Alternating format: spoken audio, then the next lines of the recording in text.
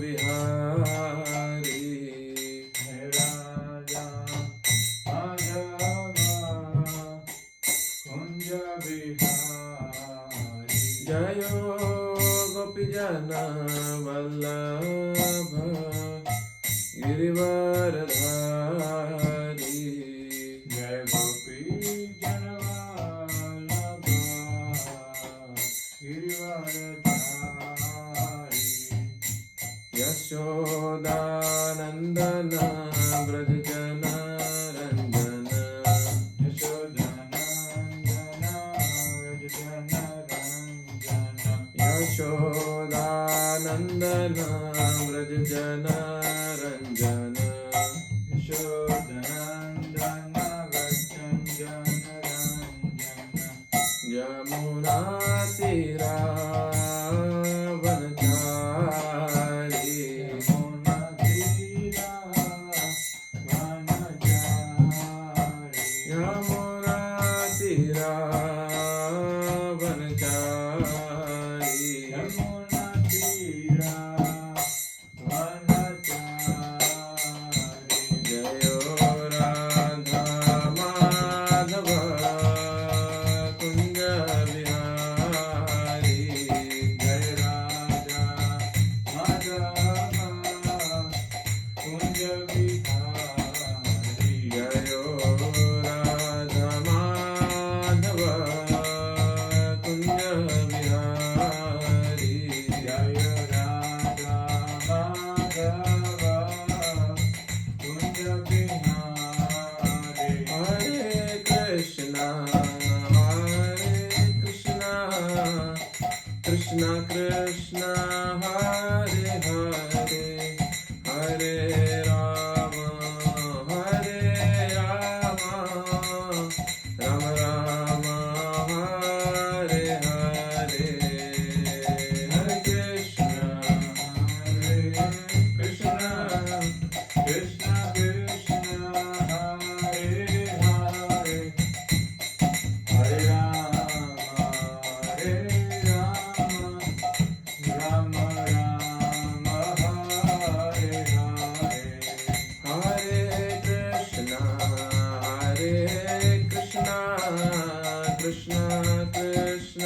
Hare Hare, Hare Rama, Hare Rama, Rama Rama, Hare Hare. Hare Krishna, Krishna Krishna, Hare Hare, Hare Rama, Rama Rama, Hare Hare. Hare Krishna, Krishna Krishna, Hare Hare, Hare Rama, Hare Rama, Rama Rama, Hare Hare. Hare Krishna, Krishna Krishna, Hare Hare, Hare Rama, Rama Rama, Hare Hare. Hare Krishna, Krishna Krishna, Hare Hare, Hare Rama, Rama Rama, Hare Hare. Hare Krishna, Krishna Krishna, Hare Hare, Hare Rama, Rama Rama, Hare Hare. Krishna, Hare Krishna, Krishna Krishna, Hare Hare, Hare Rama, Hare Rama, Rama Rama, Hare Hare. Jayo Prabhupada,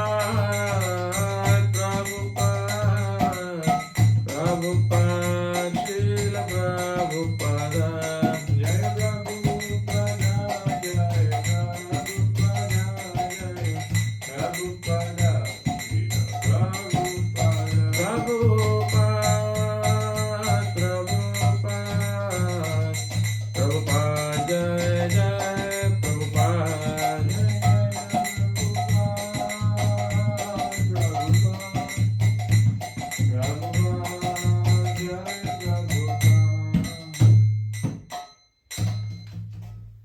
Prabhupada Paramahansa Parivrajakacarya Sadarshak Shri Srimad Bhaktivinoda Bhaktivedanta Swami Srila Prabhupada ki jai, Ananta Koti Vaishnava Vrinda ki jai, Mantra Srimad Bhagavatam ki jai, Nitai Gaur Premanande Hari Hari Bol. All glories to assembled devotees, Hare Krishna. All glories to Shri Shri Guru and Gauranga. All glories to Srila Prabhupada, Srila Prabhupada ki jai.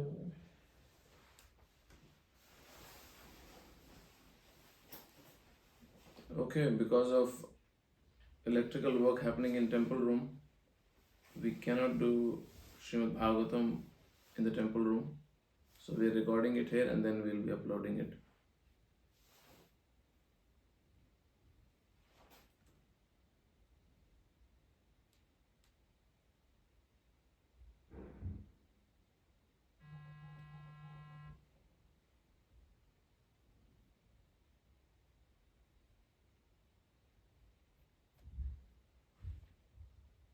Om Namo Bhagavate Vasudevaya. Om Namo Bhagavate Vasudevaya. Om Namo Bhagavate Vasudevaya. Om Namo Bhagavate Vasudevaya. Om Namo Bhagavate Vasudevaya. Om Namo Bhagavate Vasudevaya. Reading from Srimad Bhagavatam, Canto 9, Chapter 17, named The Dynasties of Sons of Pururava, verse number 1.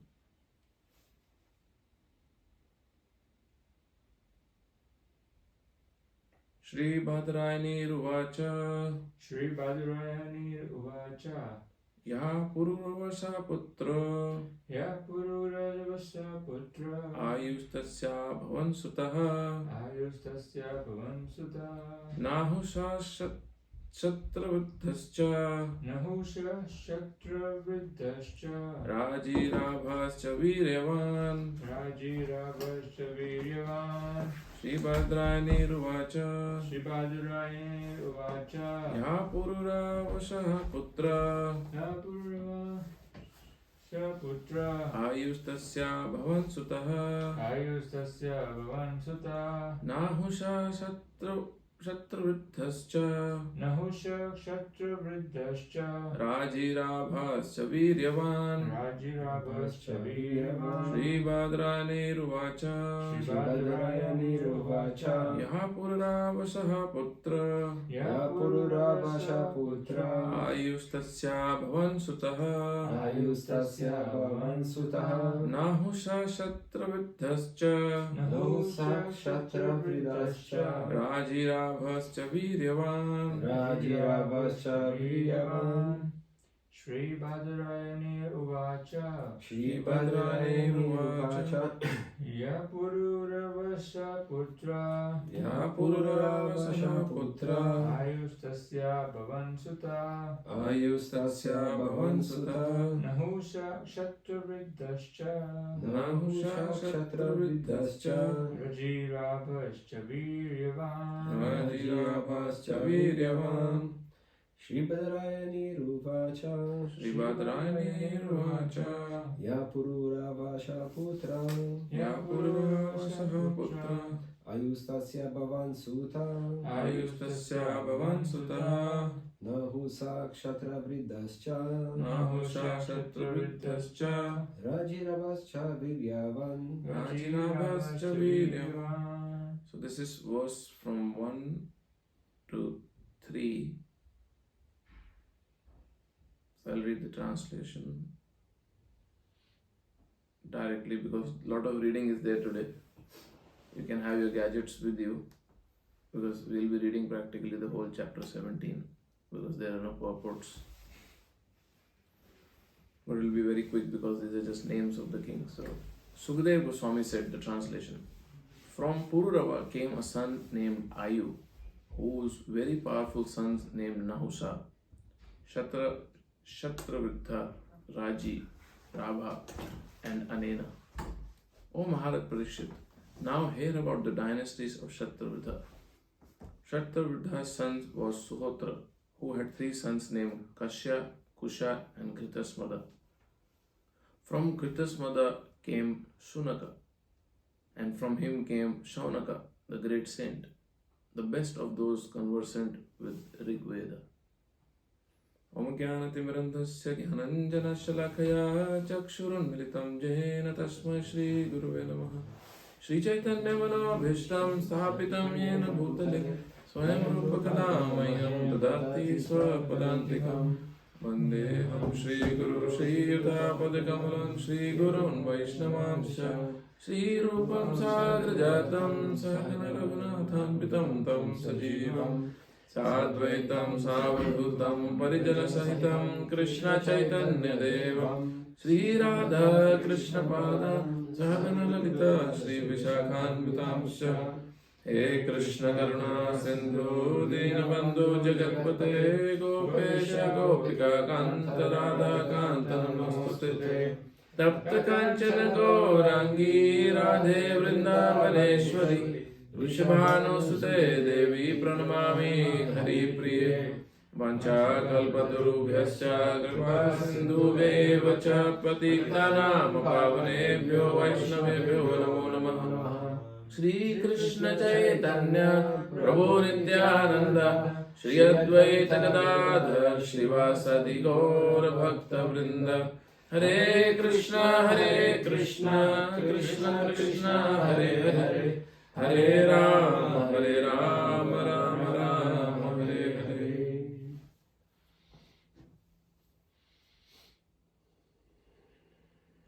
Namo Vishnupadaya Krishna Prasthaya Bhutale Srimate Bhakti Vedanta Swami Niti Namine Namaste Saraswate Deve Gauravani Pracharine Nirvishesha Shunyavadi Paschata Deshatare. So we've done verse 1 to 3 translation. Moving on to verse number 4. The son of Kashya was Kashi, and his son was Rashtra, the father of Dirghatama. Dirghatama had a son named Dhanvantari, who was the inaugurator of medical science and an incarnation of Lord Vasudev, the enjoyer of the results of sacrifice.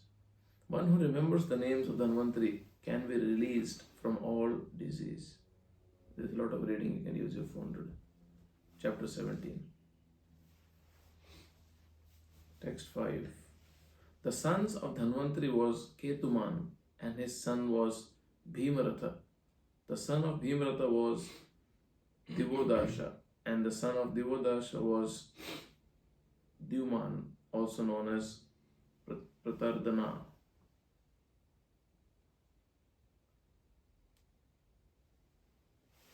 Verse 6. Dyuman was also known as Shatrujit, Vatsa, Ritadhvaja, and Kuvalayasva. From him were born Alarka and other sons. 7. Alarka, the son of Dyuman, reigned over the earth for 66,000 years. My dear King Parikshit, no one other than him has reigned over the earth for so long as a young man.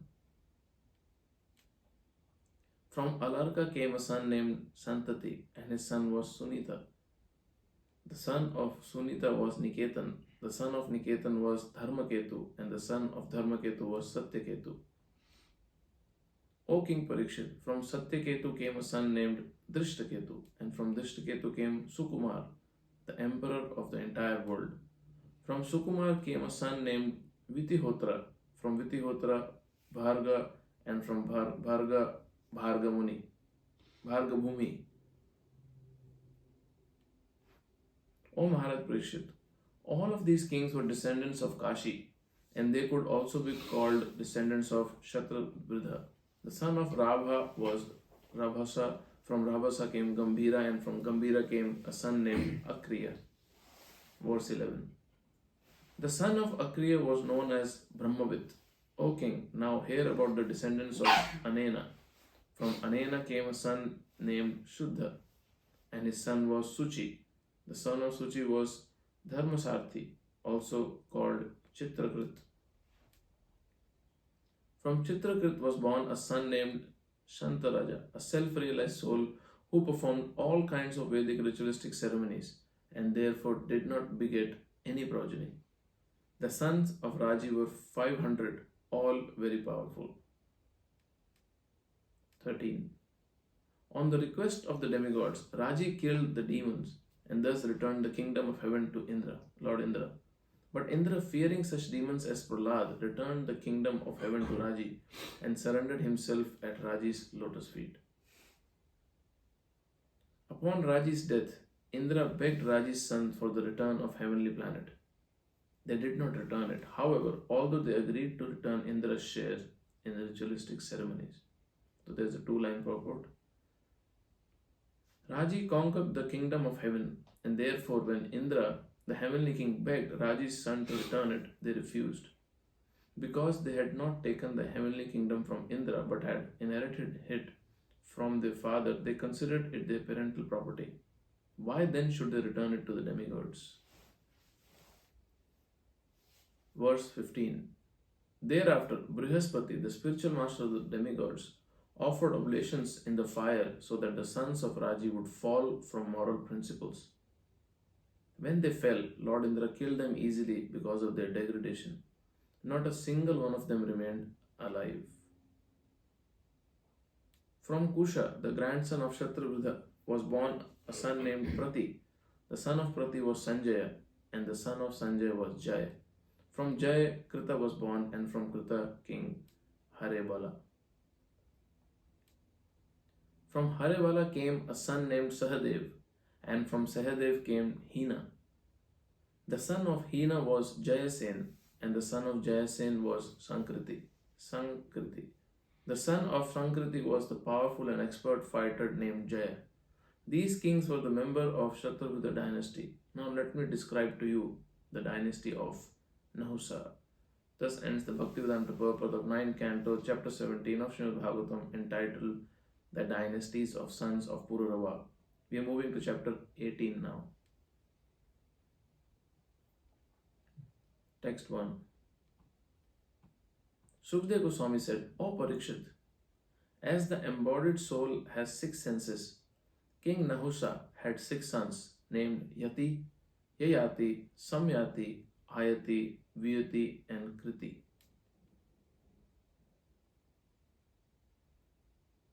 Text 2. And this will be our discussion words today. When one enters the post of king or head of the government, one cannot understand the meaning of self-realization. Knowing this, Yati, the eldest son of Nahusa, did not accept the power to rule, although it was offered by his father. There's a very nice purport to it. Purport.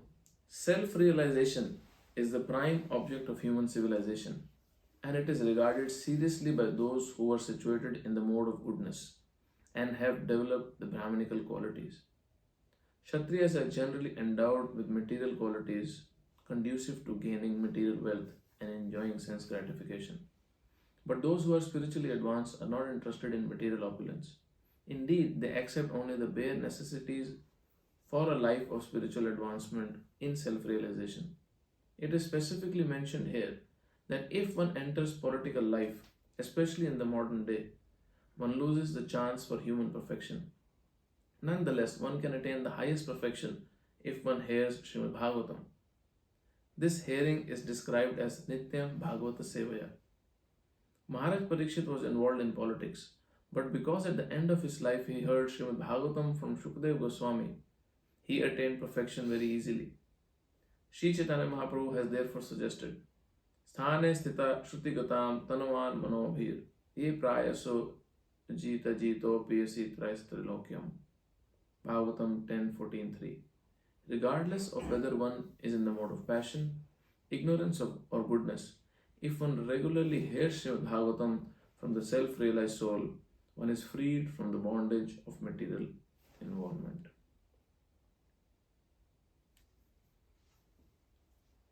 So we hear in previous chapters, chapter number 17, how much endeavor was there for them to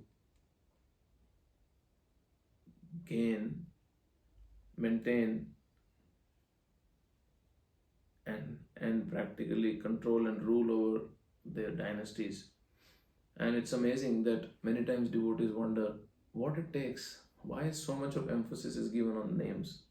Even in Bhagavad Gita, so many names in the first chapter are mentioned. In Bhagavatam we hear like whole chapter was dedicated just to speak about the dynasties coming in that line of Kritavridha, Kshatravridha dynasty. And then it is leading to a very powerful message, because this is the dynasty which is leading to the pastime of Yayati, which is very instructive pastime. We will not get into the detail of it, but now when chapter 18 begins, a lot of discussion will happen on Devyani and Sharmishta's pastime. How envy can really destroy your life, how attraction towards material sense enjoyment can lead to disasters, and how when we become very ill-hearted and do not feel others' pain, and we want to destroy other people's position because of our own insecurities, what it leads to. So we'll not get into the pastime of that. Devotees whoever are supposed to speak will speak on that. But in this particular chapter 17, there is very interesting discussion that comes when we see how even Indradev, who was struggling to conquer the demons, which he does many times, he takes help from many powerful kings. And we hear in one of the verses, King Raji helps him. And Indradev was so, it doesn't mention in the verse though, but he just felt him to be so competent that he told him, okay, you take care of the heavenly planets, because you helped me conquer it. But now then, as Prabhupada mentioned in one of the small purports, when that king died and he passed on the kingdom to his sons, then they were not ready to give it back to Indra, because it's their father's property. So, and then again Brihaspati has to come in between, and Brihaspati has to do some sacrifice which contaminates and makes the descendants of that king immoral, so that they can be killed, so that their power can be destroyed. So that's one of the first lessons I was thinking, how even though one may be in a very powerful dynasty, and one may be very powerful in one's own capacity, immorality, immoral behavior can lead to weakness and then ultimately destruction. So, and that's what happens to this particular king. Now, one of the kings mentioned in the previous chapter, in 17th chapter, has ruled for 66,000 years. And he is celebrated as one of the youngest king who has ever done that in their dynasty, or it appears the way it is mentioned that in amongst all other kings, 66,000 years of rulership. His Grace Burjan Prabhu was mentioning once that we see all the names of these kings, and because they have some divine connection, they are mentioned in Srimad Bhagavatam.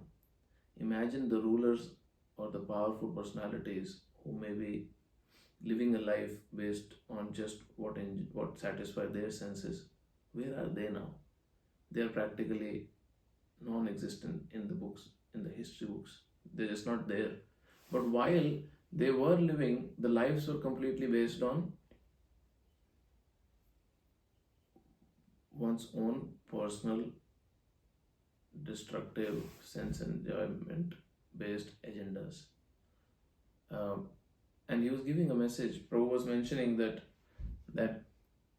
many times while we are in some control position, it can be either controlling one's family or a company or in any sort of position, any managerial position, we forget that while we are in the controlling position, we are creating a situation for our own self, whether we will be remembered or not, whether this legacy will be carried forward or not, whether our behaviors, our actions will create a mark on people to come in future or not. And it's very important to how we behave, interact with people, how we contribute to devotees' lives, individuals' lives, even to our family members' lives in their progressive journey, because that's what will be remembered. So now when we enter chapter 18, which will have a lot of amazing pastime and amazing learning to it. We start with chapter 18. The king, which is named as King Yayati, regains his youth. King Yayati is a very special character in Srimad Bhagavatam. Many devotees have spoken on that because the message which what he gives is a very classic message. Even in Mahabharata, Yudhishthir Maharaj speaks about it, that it does not matter how much one enjoys sensually. It does not matter how much wealth a person has. It will not satisfy until everything that we have is offered to the Supreme Lord. Like in Mahabharata, it says, if you offer a person all the women available on the planet to enjoy, and all the gold, all the riches that are available are given to that person to enjoy, still the unsatisfaction which a soul is constantly hankering or experiencing will not be satiated. That desire, that urge to continue to hanker more will not be satisfied. And that's what King Yayati will do. Even though he's old, he will request his son that please give me your youth, because my desire to enjoy sex is not over yet. And that whole pastime will come. But in this particular verse, where Srila Prabhupada gives an amazing purport, very short purport, but very important point that comes, and that is, unless one comes to the mode of goodness, and unless one develops Brahminical qualities, this, he says, this, he's quoting Kshatriyas here. Kshatriyas were generally endowed with material qualities conducive of gaining wealth and enjoying sense gratification. But those who are spiritually advanced are not interested in this. Unless one comes to those qualities, Brahminical qualities, spiritual life will appear very hard.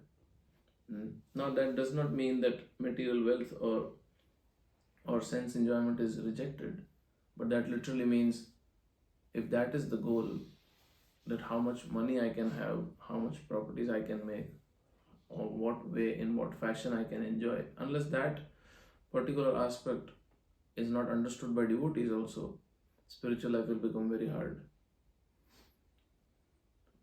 As long as we devotees, we come to this one simple conclusion that I cannot enjoy materially in this creation. Many devotees speak about it, many scriptures also talks about it. Unless devotees come to this very simple conclusion that this material world cannot offer me happiness, genuine spiritual life will not begin. For many of us, I'm talking about myself, there are still many attempts made to subtly or grossly enjoy our senses. Because in our minds, in our consciousness, we do not come to this conclusion that there is no material pleasure here. And because we are so convinced that there is somewhere other, I will find material pleasure here, the actual effect of bhakti does not take shape. And that's why devotees, we complain after 15, 20 years, 30 years of devotional practice also that what is the lack? Why I don't experience devotional life the way many advanced devotees talk about? Why devotional life to me does not feel the same how advanced devotees mention about it? When the way advanced devotees dance in ecstasy and enjoy kirtan or enjoy harikatha or relish reading scriptures, why I don't do it? Because we are not convinced in our heart and mind that this material world cannot offer happiness. This cannot offer happiness. And until we devotees, we come to this conclusion that this material world will offer distress at any given time without notice, we will not attempt, genuine serious attempt will not happen to look towards taking shelter of Krishna. So this particular verse which is quoted in this purport, sthane stita shruti gatam tanuman manovir, this is a verse that comes in the prayers of Lord Brahma. Lord Brahma quotes this verse. It's a very amazing verse. Comes in 10th canto of Srimad Bhagavatam, where Lord Brahma, after experiencing Brahma Vimohan Leela, completely bewildered by Krishna's potency, being Brahma himself the most intelligent person in the creation, the source of creation for that matter, or secondary creation, every single devata who experiences is trouble. And when the troubleshooting from the devatas is also failed, the only solace they have is to go to Lord Brahma. When they really cannot figure out how to run this universe properly as the administrators or immediate authorities, the devatas take shelter of Brahmadev. But when Brahmadev becomes bewildered, then Brahmaji comes to the shelter of the Supreme Lord. And that's what happened in Brahma Vimohan Leela, when Lord Brahma was completely confused about Krishna's potency. And then when the glimpse, he experienced the glimpse of what Lord Krishna is.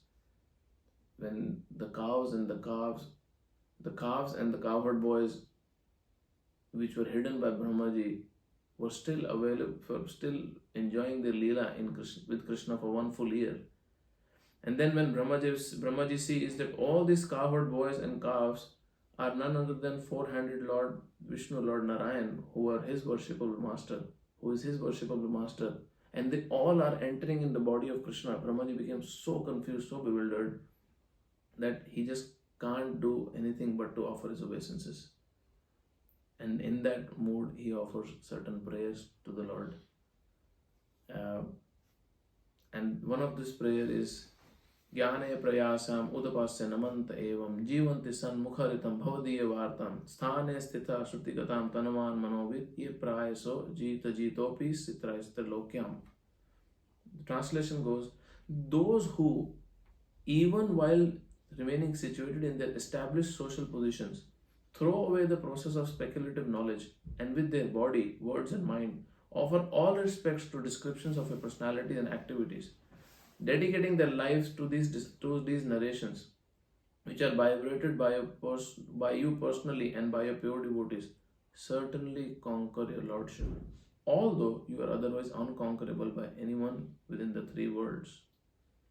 So this is Brahmaji's very amazing realization, which is coming as his prayer, that we do not have to change our material external situations. Yesterday I was with some students, boys, we were doing our reading, regular reading, weekly reading.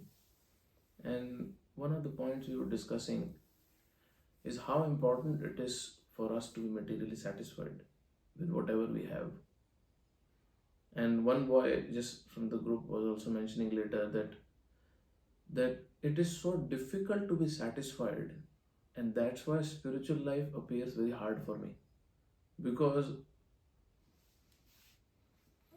the surrounding or the atmosphere we are living in is so constantly pushing us not to be satisfied. Because this boy straight away asked me, then if I feel satisfied, where is the kick for me to perform in this world? If I just get satisfied with what I have, where is the urge for me to become a better version of my own self? If I become satisfied with what I have, how will I go and I'll outnumber someone else? How will I go and I'll go and exceed in my career? This is what he was basically referring to. And the fact is, because this very common core basic principle of devotional life is not understood by devotees, that's why these questions come. And that's why we see even many devotees, maybe a brahmachari or grahasthas, we are caught in this trap where, especially those who are in working life, for them the challenge is even harder because they're faced with all this. Material association will not make you feel satisfied. It will never lead to satisfaction. And because it never leads to satisfaction, there is a constant hankering that goes on behind the scene. And the only thing that it leads to is distress. Because if one is not even a spiritualist and be satisfied with what one has, one is peaceful. And what to speak of adding bhakti on top of it. And that's where devotees experience after 10, 15, 20 plus years of devotional practice.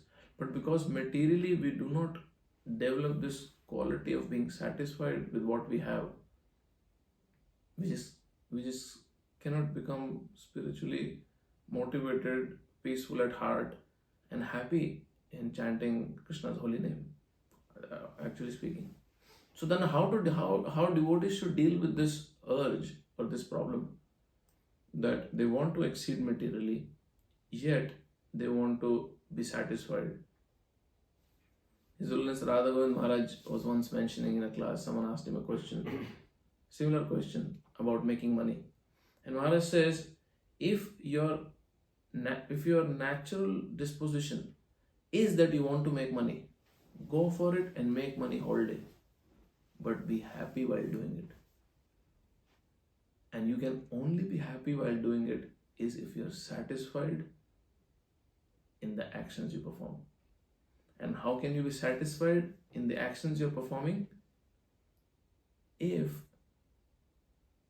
while you're trying to make money and you're working very hard, there is this clear understanding that my job is to give my best effort in making money.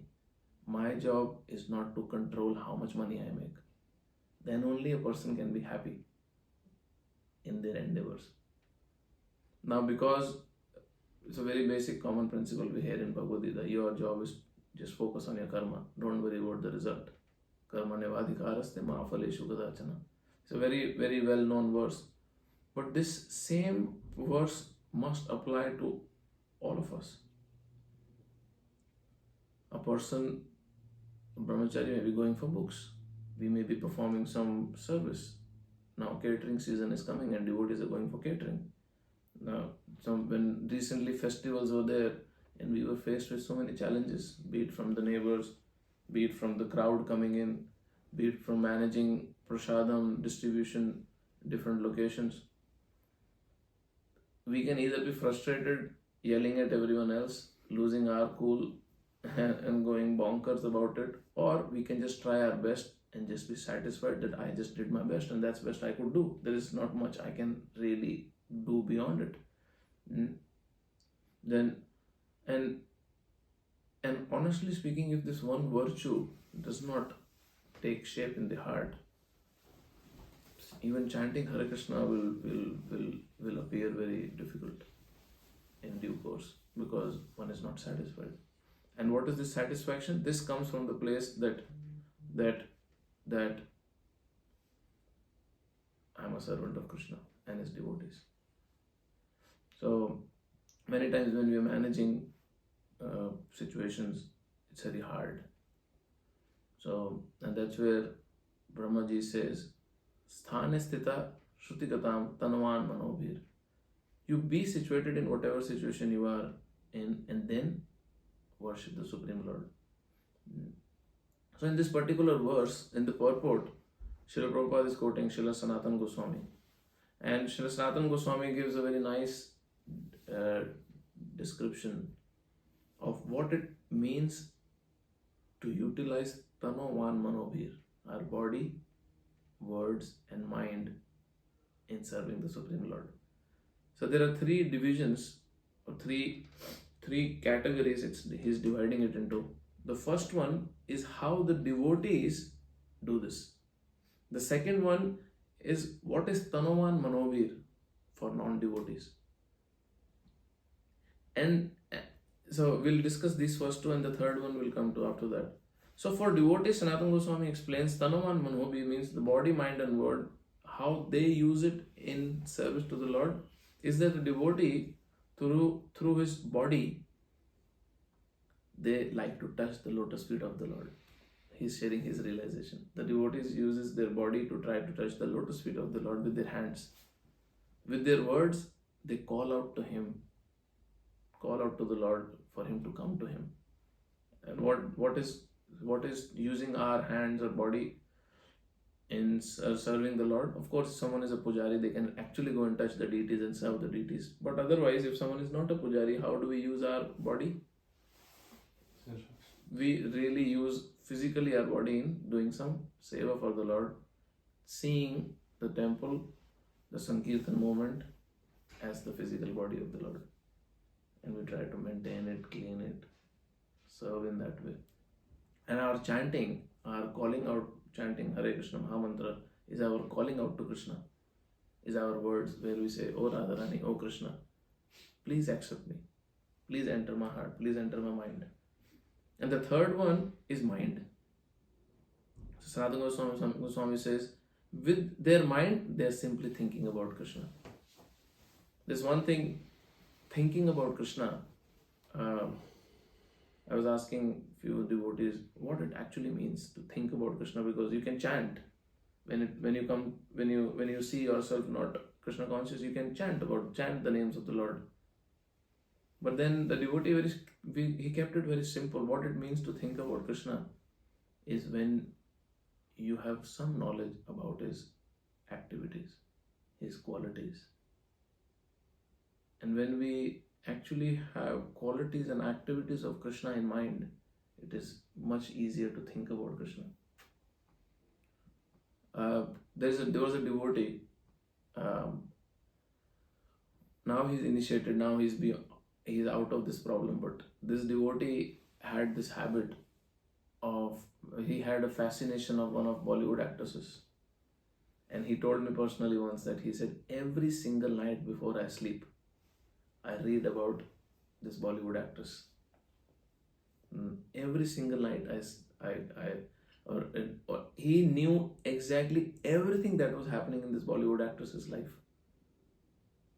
Career, what film choices, and whatever information was available about this actress on the social media platform or through other sources, he had access to it. He would go and read about it. He was so fascinated by this actress. Then what happens naturally? He said, few times I got her dream. I was so happy. And then, I was just constantly fascinated. I was just imagining. And one day I met him because he had started chanting meanwhile. One day I met this devotee and he was very morose. He was really upset. I asked him, what happened? Why are you so down? He said, oh no, you remember that I told you about that actress? She got married today. And he was down because of all this fascination he had created in his mind. And I was just really thinking, my dear Lord, if this fascination about you can happen in us, but for that, what happens? What is required? A lot of thinking and reading and hearing about the Lord has to happen. That's how he created fascination about this actress. He has never met her. He has never met this actress. Now he's out of this obsession. Of course, he's initiated nicely practicing devotional life. But the point was, this is exactly what we all need to do. At least I am talking about myself. I need to do. When we read, chant, hear more about the Supreme Lord, naturally thinking will happen. So many times devotees, we all get this experience. If you are preaching, devotees will come and ask, how can I improve my spiritual life? What I am supposed to do? Our answer is very simple. Just focus on improving these 4 things: chanting, hearing, reading, and serving.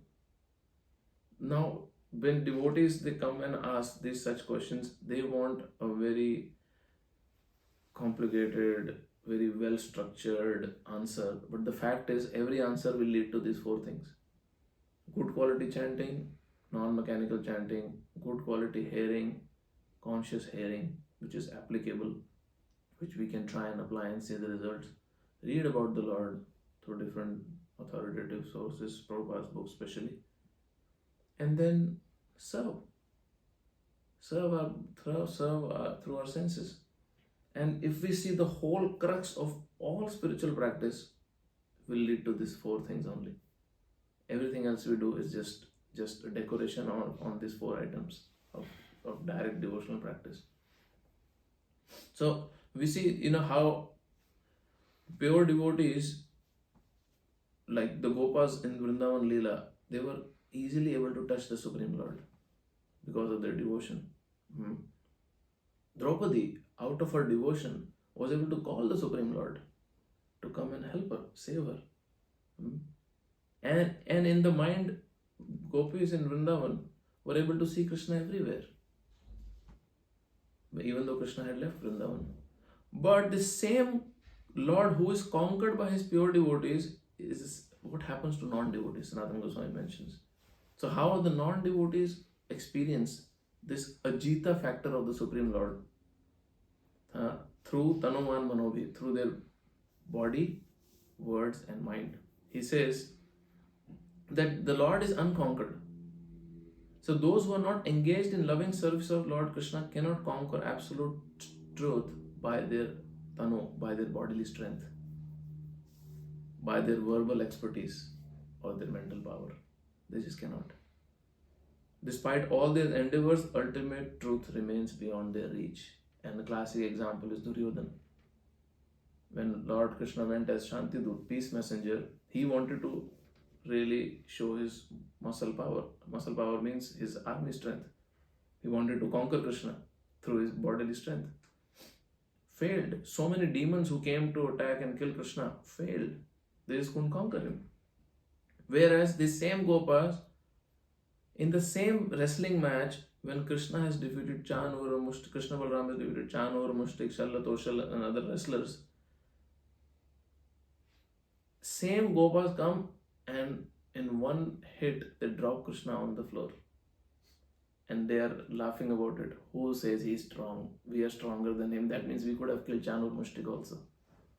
And the Lord takes amazing pleasure in that because he's conquered.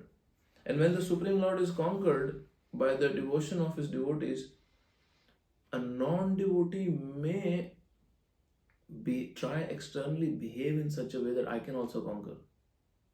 But there is no way it's possible. We hear in the pastime of SakhaDas Thakur, when he was just moving one time in a town, and there was a snake charmer who was just glorifying some Krishna Leela, and Haridas Thakur became ecstatic and he started rolling on the ground. Seeing that him being glorified as a very exalted devotee, another person started to imitate and show off. But he was beaten by the people around, because seeing a pure devotee acting in certain way, many times out non-devotees or even beginning devotees, we may try to imitate, but it's not possible because they have conquered the Lord and we haven't yet. So in verbal expertise, we hear so many kathavachaks, so many speakers on Bhagavad. They give amazing talk on Krishna Leela, but because they are not devotionally surrendered at heart, the same katha cannot conquer the Lord. Mental speculators, that's where Lord Brahma says, Jnana Prayasam. Does not matter, your speculative knowledge just cannot conquer the Lord. One can try and use one's own mental faculty as much as one wants, but you will never be able to reach the ends of spiritual realization. And that's why one of the prayers, Lord Brahma also says, those who claim that they have understood you, let them claim. As far as I am concerned, I haven't understood who you are. It's very difficult. Let them sit on the chariot of their mind and travel for millions of years. Still, they will never reach to the ends of your understanding. That much difficult are you to be conquered, to be understood through mental speculative power. But then, this Ajita, how he behaves as Jita, as conquered. That's the third aspect Sanatana Goswami explains. So the first one was how these pure devotees conquer the Lord. The second one was how non-devotees fail to conquer the Lord. And the third one is how Lord behaves as a conquered person when he is dealing with his devotees. So he says that the pure devotee of Lord Krishna conquer his body, mind and word of Lord Krishna. So now, Lord Krishna's body is conquered because how Lord Krishna behaves Tanu Man Manobhir towards his devotees through his body, he always remains by the side of his pure devotees. We hear in the pastimes of Prahlad Maharaj, many devotees went to see that movie also, so we saw very graphically how Lord was actually by the side of Prahlad. Does not matter what atrocities were done on him, which humanly impossible to survive even one of them. Thrown from the cliff, thrown under the elephant, thrown in the snake pit. And practically because he has conquered the Lord, now the conquered Lord also has a certain way of reciprocation towards his devotee. And that is, he always stays by the side of his pure devotees. And from Mahabharata, we just hear again and again how Krishna was constantly on the side of Pandavas. And a very amazing pastime that comes when we all hear that pastime. I'll just quickly brief it, that when Krishna had decided either you can choose me or my army, and Duryodhan comes and sits before the head of the Lord, and then Arjun comes later and stands at the feet of the Lord. And Lord purposefully wants to give this opportunity when he wakes up to Arjun to choose. That he can choose either him or his Narayani Sena, or his practically 1/10 of Kaurava army, almost 1/10 of Kaurava army was given by Lord Krishna. And that is a huge support in terms of battle, if you see. So Duryodhan wanted to ask first, but Lord Krishna forced Arjun to ask first what he wants. And when Arjun naturally chooses Krishna to be on his side, Lord Krishna was externally not happy. He asked Arjun, why are you choosing me and not my army? Yudhishthira has sent you here to take support. And I'm not going to fight. I'll not even lift weapons. I'll just be with you. And that is where Krishna makes a very interesting statement to Arjun. Arjun makes a very emotional statement to Lord Krishna. He says that from so many years I've been meditating on this time, that when the most critical time of my life comes, I want to choose you, and I want you to be on my side, and I want you to control the ropes of my life as a chariot driver. I want you to do that. And because I want you to do that, now this is the most final critical moment of my life, because this battle will surpass any other battle that has ever happened. So I want you to be by my side. And some acharyas, they say that this was that time when Lord Krishna said, no matter what happens, no matter who comes now to fight with you, I'm not letting you down, Arjun. No matter what opposition comes in front of you, I'm not letting you down. Why? Because you chose me. Because Arjun conquered Krishna, Lord Krishna decided, by my body, I'll be with you. By my pure devotee side. Now, how his mind is conquered, now how his words are conquered, devotees are busy in glorifying Krishna. Krishna is busy glorifying his devotees. All the pastimes we hear, Lord is just glorifying his devotees. Again and again, again and again. Regular glorification of his devotees are happening by the Lord. We hear in so many pastimes where Lord Krishna is seeking opportunity to glorify his devotees. Even Lord Chaitanya does that. In Mahaprakash Leela, when Lord Chaitanya Mahaprabhu was sitting on the throne, and he started showing his symptoms as Supreme Personality of Godhead, he just glorified every single devotee.